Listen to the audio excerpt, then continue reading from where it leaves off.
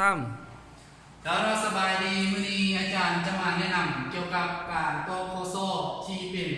ปาราไนเนาะที่มีโอกาสอีแมนทื่อง่ายที่สุดเนาะ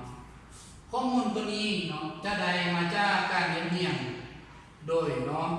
อีดูโซนเนาะข้อมูลจากเนาะคือว่าหน้าเว็บเนาะ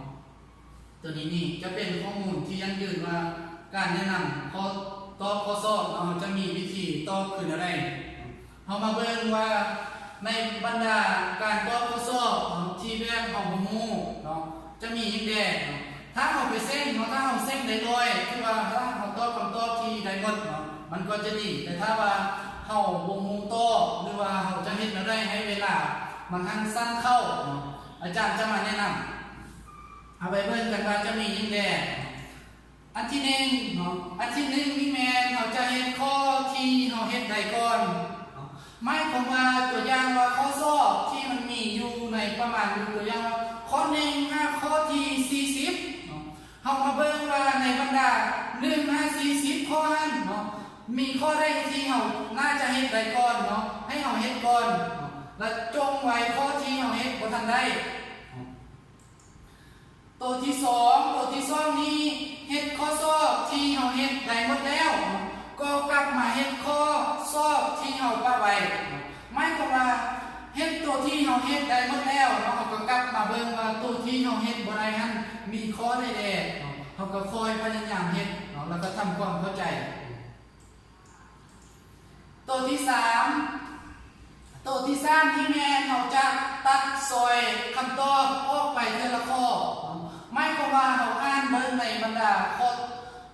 ตอบที่มีบางทีก็จะมี A ฮอด D เนาะหรือว่าจะเป็นกอไก่ฮอดงองัวเนาะเราก็มาเบิ่งว่าข้อใดที่มันบ่สำคัญเนาะที่มันบ่น่าจะถือเนาะเราก็ตัดออกไปก่อนวิธีที่4เนาะวิธีที่4นี่แม่นสำคัญหลายเนาะวิธีที่4นี่แม่นเบิ่งตัวเลือกแต่ละข้อเห็นว่าแตกต่างจากตัวเลือกอื่นๆเนาะที่ไ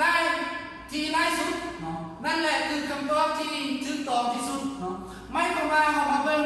ตัวเลือกในบรรดากอไก่ฮอดงองัวเนาะที่มันแตกต่างจากข้ออื่นมากที่สุดเนาะเขาจะว่านั่นคือคำตอบที่ถูกต้องที่สุดเนาะวิธีที่5นี่แม่นจงจื้อไว้ว่าตัวเลือกที่คล้ายคลึงกันมักจะบ่แม่นคำตอบที่ถูกต้องตัวนี้ตัวได้มีคำตอบที่คล้ายคลึงกันเนาะเราก็จะตัดออกเนาะเอาคำตอบที่มันแตกต่างกันเนาะตัวนี้น้องลองไ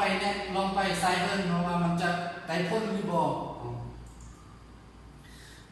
ตัวที่6นี่สำคัญหลายเนาะเราจะมาเห็นข้อสอบที่มีตัวเลือกแบบบ่มีข้อใดถูกแล้วก็ถูกหมดทุกข้อเนาะในบรรดาข้องอทั้งหลายเนาะเราจะเห็นข้อสอบอยู่ในนี้เขาจะว่าตัวเลือกที่บอกว่าบ่มีข้อใดถูกหรือถูกหมดทุกข้อเนาะเราต้องระวังตัวนี้เนาะเป็นอย่างจึงต้องระวังเนาะเพราะว่าบางทีเนาะเขาจะว่าบ่มีข้อใดถูกมันอาจจะมีบรรดากอไก่ข้อไข่หรือว่าข้อควายถูกต้องหรือว่าถูกหมดทุกข้อแบบนี้เนาะถูกหมดทุกข้อนี่เราก็ต้องระวังนี่เนาะบางทีอาจจะถูกแท้เนาะบางทีอาจจะผิดไปก็ได้เนาะแต่ตัวนี้เราต้องได้ระวังผ่านการแนะนำเนาะในบรรดาที่ว่าเฮ็ดข้อสอบหรือได้ที่